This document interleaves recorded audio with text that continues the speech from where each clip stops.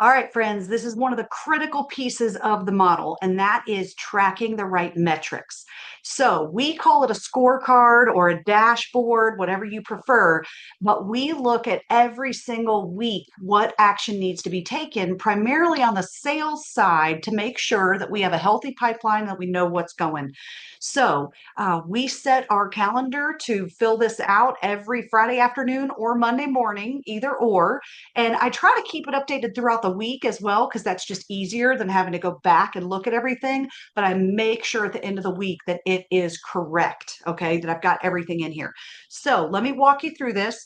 First, we're going to track inbound leads, and that means incoming. Somebody called and said, I want to work with you, or what does it look like to work with you? Okay.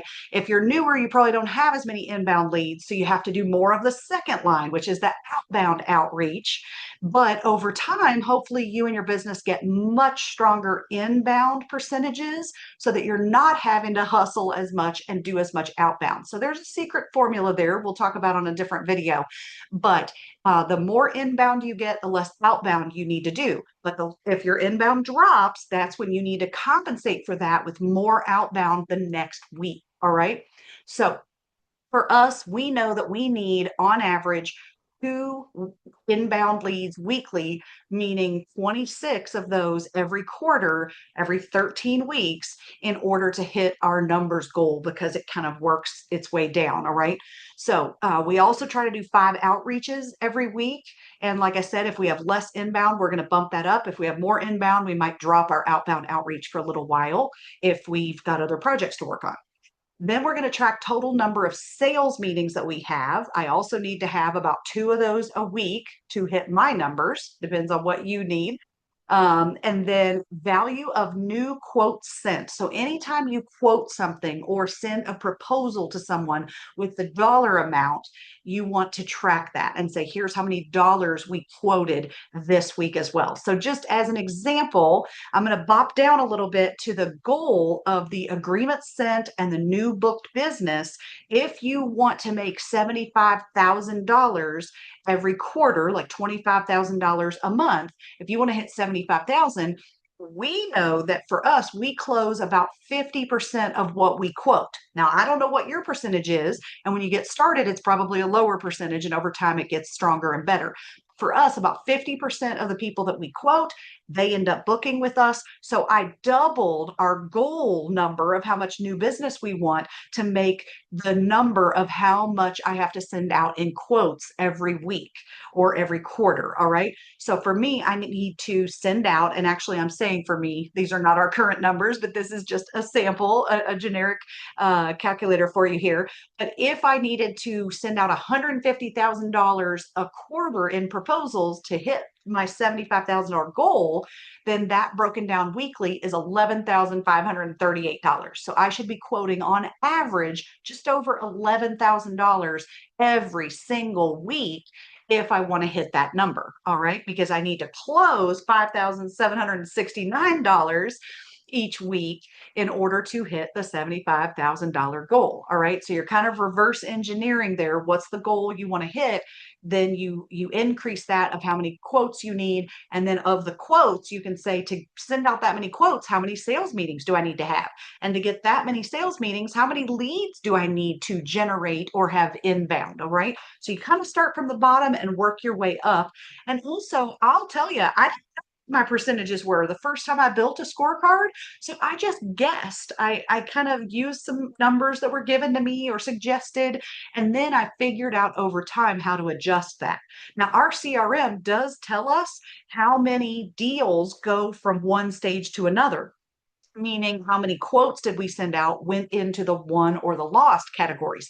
So you might be able to jump into your CRM and see some history if you haven't been tracking that, to figure out what percentage are you winning after you quote. And also, you don't want to lie to yourself. You don't want to say, oh, well, that inbound lead, it wasn't really qualified, or I didn't think they really had a budget. And so I didn't include it in the numbers. Well, we do. We know that some people who call us are not going to be able to afford our programs or not be the right fit, or some of them are going to ghost us. We know that. That's why we only win 50%. If we got rid of the ones and said, well, they're not qualified and they're not this and they're not that, our number would be a lot higher. So just be realistic about how you are going to track that. And if you only wait until a lead is qualified before you put it in here, then your numbers are going to be different. You can use that approach, but it's going to be a different approach. All right. So then after that, we get down into, how many gigs or clients did we book from that one contract? And we might say, how many gigs, speaking gigs or training gigs or consulting gigs or whatever it is we're offering. We might have a goal for that, or whether it's a certain number of days, certain number of deliverables. You might want to put kind of an operational line item here in your scorecard. And then we love to also check on the value of our pipeline and keep that in check every week.